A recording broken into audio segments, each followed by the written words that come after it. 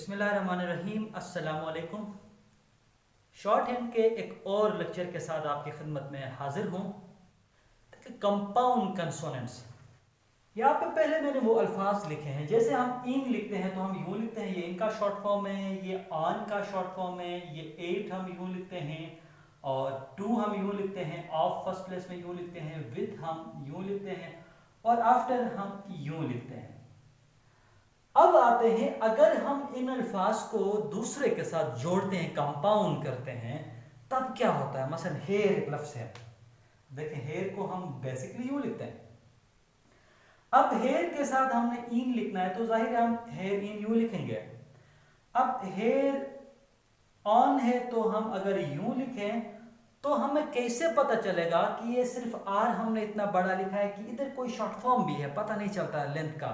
तो हम क्या करते हैं, यहाँ ऑन के बजाय शॉर्ट फॉर्म के बजाय एन का हुक यूज करते हैं, उसको ऑन के लिए एन का हुक फिक्स करते हैं। अब हेयर 8 है, इसका लेंथ चूंकि काफी है तो हम आराम से बना सकते हैं। अब इसी तरह आके हेयर 2 है, हेयर 2 हम लिख सकते हैं। जबकि ऑफ का भी सेम ऐसा शॉर्ट फॉर्म है तो इधर हम ऑफ के लिए भी यही 2 जैसा शॉर्ट फॉर्म बनाएंगे तो हमें हेयर 2 है कि हेयर ऑफ है पता नहीं चलेगा, लिहाजा हम यहाँ पे व जो स्ट्रोक है वो पूरा लिखते हैं।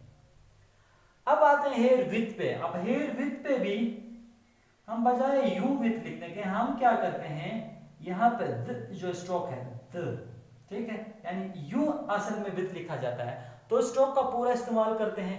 अब हेयर आफ्टर है तो हेयर आफ्टर आप ज्वाइन करके लिखे, आप डिसज्वाइन करके आफ्टर आप लिख सकते हैं। तो कहने का मकसद क्या है कि यहाँ पे कुछ अल्फाज में तब्दीली आती है। मसलन यहाँ पे हम जब, वैसे तो हमें इस तरह ही लिखना है ऑन, लेकिन इस लफ्ज के साथ हेयर के साथ जब आप ऑन लिखते हैं तो बजाय आप शॉर्ट फॉर्म इस्तेमाल करने के आप एन का हुक यूज करेंगे। इसी तरह जाके ऑफ के साथ, यानी टू और ऑफ एक जैसे नजर आते हैं, इसीलिए उस कंट्रडिक्शन से बचने के लिए ऑफ के जगह में हम वी का पूरा स्ट्रोक यानी व इस्तेमाल करते हैं। विथ के जगह में आप टीएच वाला पूरा स्ट्रोक हम यहाँ पे इस्तेमाल करते हैं। इन 3 अल्फाज में तब्दीली आ सकती है, ऑन, ऑफ और विथ। इन तीनों अल्फाज की तब्दीली कहां कहां, जैसे अब देर है, देर इन, अब देर लिखा ऑन, अब देर लिखने के बाद 8, अब आराम से 8 बना सकते हैं, देर 2, अब देर 2, अब देर ऑफ और देर विथ और देर आफ्टर।